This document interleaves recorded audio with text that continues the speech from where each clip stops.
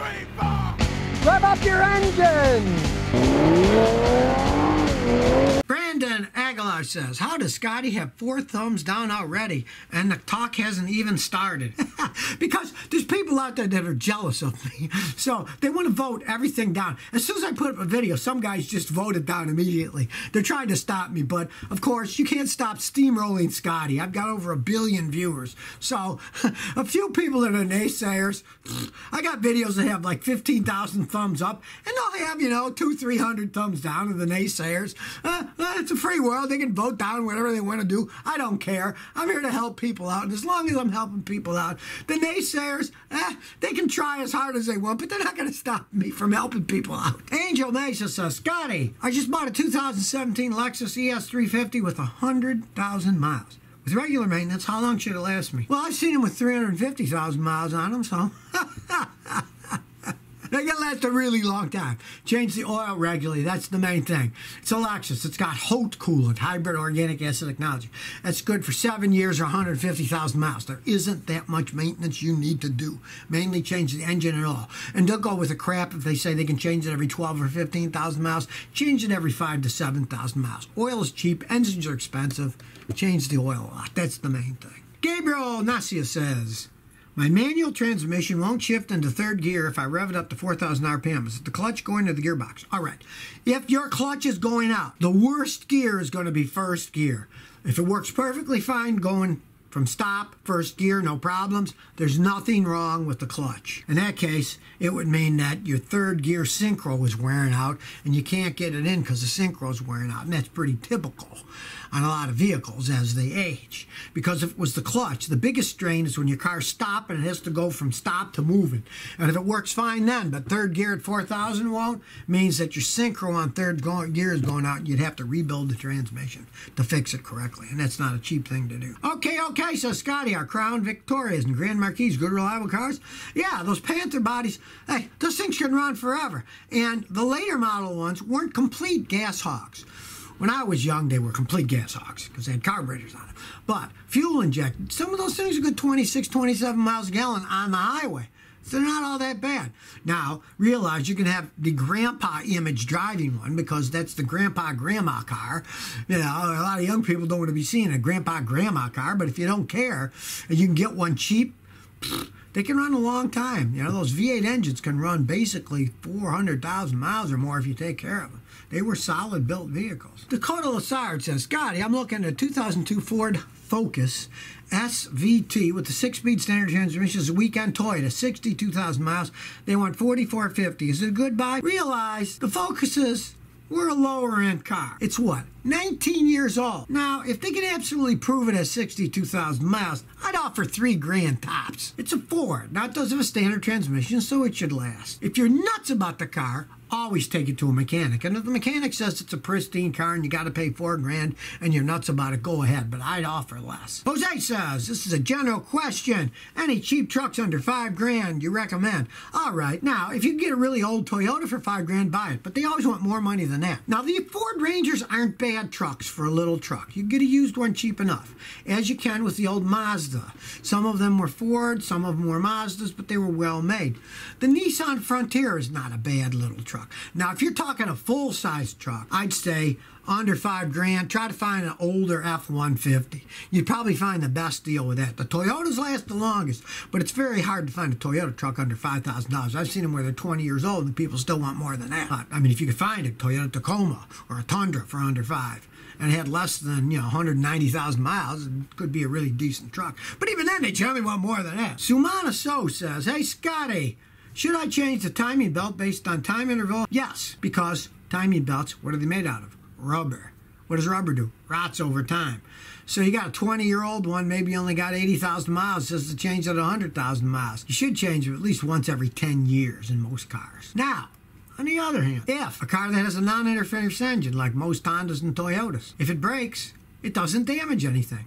So I've seen people with Toyotas and Lexuses go 250,000 miles. They never changed the belt. They never broke yet. They didn't care because if the belt breaks, it doesn't damage anything. Let's say they got a Nissan with a timing belt. If that belt breaks, pistons hit the valves, goodbye engine. Those you have to change regularly. But if you have a non-interference engine, you can do whatever you want. Then whenever it breaks, you're stranded and you tow it to a mechanic and they put a new belt on. But if it's interference engine, no, you want to change them at least every 10 years. Chase Cropper says, Scotty, what might be the problem with a Toyota Camry if it keeps overheating? I have a video for that called How to Fix an Overheating Car Engine. Watch the video. There are many things. Start with the simple stuff. Buy a radiator cap. They hardly cost anything. Check for leaks. Have it pressure tested. When it's cool, you take the radiator cap off. Put a pressure machine. Pump it up to 15 PSI and watch it. If it stays at PSI, 15 PSI, it's not leaking. If it keeps going down, it's leaking. Find where it's leaking, fix the leak. If it's not that, check the cooling fans. Are they working? Maybe they're not working. All those seem okay. Do my video, how to tell if your head gasket's blown. A little blue liquid in a test tube. The blue turns yellow. You got carbon dioxide in the radiator, which means your head gasket's blown. Then you'd know you'd have to replace the head gasket. Do watch my first video, and that'll give you all the tips. You can follow them one at a time. Mopar or no car 15 says, I have a 2014 Chrysler 300 5.7 V8 that will die after sitting 2 days. I replaced the battery 2 weeks ago, and it still happens. All right. You have probably an electrical short that's called a dead short. When the car's turned off, it drains. I have a video, how to fix battery drain in your car, Scotty. Just type that in YouTube, Google, whatever. Watch the video. So how you can check for voltage drain. Now, of course, you go to a place like AutoZone anywhere, have both the battery and the alternator load tested. Even though it's a new battery, I mean, you never know. I've had people buy batteries out of the box and they were bad. They make things like crap these days. But have the battery and alternator load tested, and if they pass, then you do have what's called a parasitic drain. And do that video that I was telling you about, fixing battery drain in your car, Scotty. Type that in. You'll see how you can test for it. Joe Green says, should I convert my carbureted 68 Mustang Coupe into fuel injection? Depends what you want, speed-wise, driving-wise, and value-wise. If it's a real 68 Mustang Coupe and it's stock, do not do it. That lowers the value of the vehicle. You want to keep it stock. If it's a 68 Mustang, you don't even want to do, if you want to keep the value of the vehicle up, say it's all matching numbers, you want to keep the value of the vehicle up, you wouldn't even put on an Edelbrock carburetor, which would run better. You would want to stick to the original equipment carburetor because they're worth more when they're original equipment, being a 68 Mustang. Now, maybe it's a beater car, I don't know, then you can do whatever you want with it. Then if it didn't run right, heck, put an Edelbrock carburetor on it. They don't cost $300 if you price around, and they run like skull today. Or let's say you want a little bit more performance. Go ahead and put fuel injection on it. Just realize that that lowers the value of the vehicle if it's a collector's item and it's all matching numbers. I don't know if it is or it isn't. I see a lot of them that aren't, and you can do whatever you want because once they're not all OEM, the value goes down. Czar Singh, he says, my wife wants me to trade in our beautiful Lexus to one of those Volkswagen electric cars. Should I divorce her? Well, I've been married for about 45 years. Marriage is a compromise. Some things you should compromise, some things you shouldn't. What does your wife look like? Does she make a lot of money? Are you compatible with her? Are there other things involved? Just on the car, yes. You definitely would not want to trade a Lexus for an electric Volkswagen. Who knows how they're going to work, what the future's going to be like with them. Who knows? But don't throw the baby away with the bathwater. I don't know what you look like. I don't know what your wife looks like. Hey, maybe you got a really nice-looking woman that you're going to have to bend over backwards to keep her. Who knows? Let's just hope you don't have a gold digger. But then again, going from a Lexus to a Volkswagen, she's not a gold digger, so, you know, maybe you should compromise there. Keep the Lexus and let her buy whatever she wants. Bobby99 says, I got an 05 Grand Cherokee. It stalls under heavy acceleration, and there's no codes. Now, that's an older vehicle. It's a 2005. On those, the computer has no idea what the fuel pressure of the engine is. There's no sensor that tells the computer fuel pressure is high, low, average, whatever. There is none. 90% of the time, you need a new fuel pump and or filter. Now, always be logical when you're fixing a car. If you got a car that stalls under acceleration, the main thing can be, is it getting enough air and enough fuel? So first thing, pop the air filter out. If it's covered with crud, putting a new air filter might fix everything. What a cheap fix, right? Well, if that's not the case, replace the fuel filter. You can't see the fuel filter. It's all internal. So just take it off and put a new fuel filter on. And then if it's fixed, great. You didn't have enough fuel because the filter was clogged and it was grasping to get the fuel through and it would stall under heavy acceleration.